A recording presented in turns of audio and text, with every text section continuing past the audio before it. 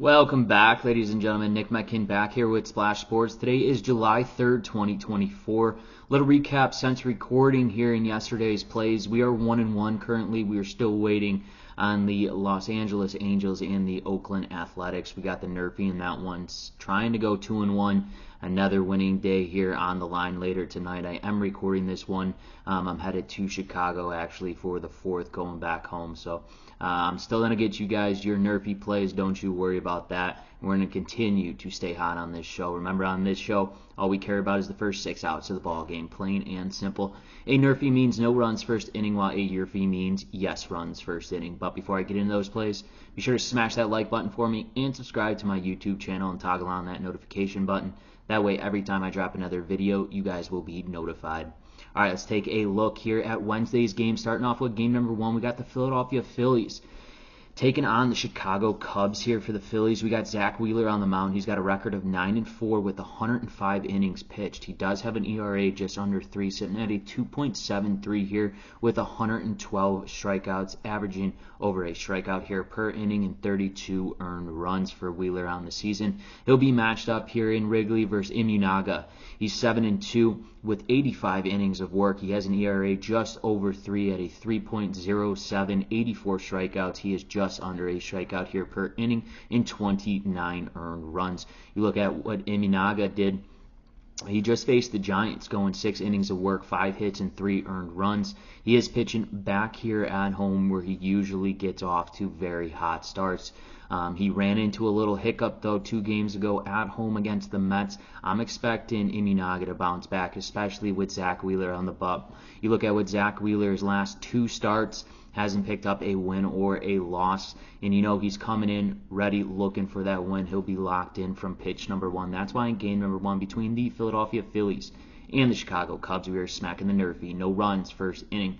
So we're on to game number 2 between the Baltimore Orioles and the Seattle Mariners. Here for the Baltimore Orioles, they got Corbin Burnes on the mound. He's 9-3 currently this season with 106 innings of work. Does have an ERA sitting at a 2.28 with 99 strikeouts, just under a strikeout per inning and 27 earned runs for Burnes. He'll be matched up here in Seattle versus Logan Gilbert. 5-4 on the season, 112 innings of work. Does have an ERA sitting at a 2.74, 102 strikeouts. He too is just under that strikeout per inning and 34 earned runs.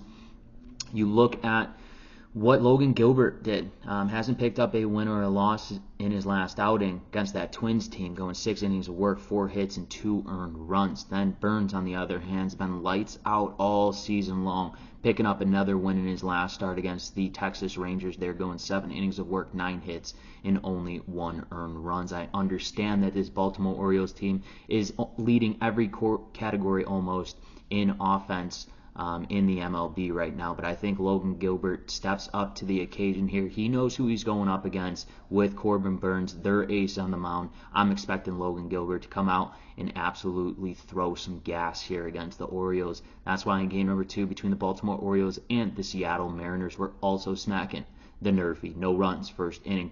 So under a third and final game between the Tampa Bay Rays and the Kansas City Royals. Here for the Tampa Bay Rays, they got Ryan Pepiot on the mound. He's 4-4 currently this season, 71 innings of work. Does have a high end of an ERA sitting at a 4.4 with 83 strikeouts. He's averaging a strikeout here per inning and 35 earned runs here.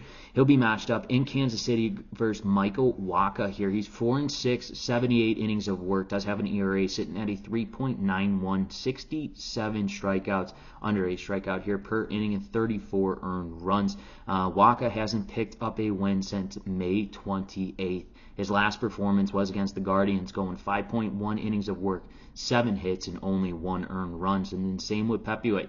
You see he hasn't picked up a win since May 29th. Very similar to Michael Wacha. They're not getting a win since last month.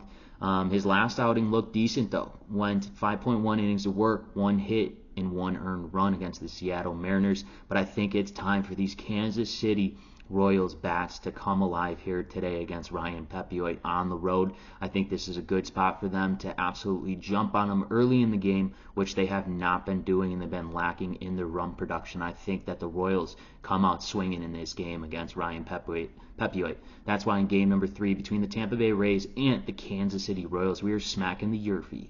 Yes runs, first inning. Let's take a recap of the games I've selected for you today. Game number 1 between the Philadelphia Phillies and the Chicago Cubs, we are smacking the NRFI. No runs, first inning. Game number 2 between the Baltimore Orioles and the Seattle Mariners, we're also smacking the NRFI. No runs, first inning. In our third and final game between the Tampa Bay Rays and the Kansas City Royals, we are smacking the YRFI. Yes runs, first inning. Once again, ladies and gentlemen, this is Nick Menken with Splash Sports. If you have not done so, smack that like button for me. It helps me out a ton, and it costs you guys none. And go follow me over on X at Nick Menken to get every single one of my MLB plays. Best of luck and best bets.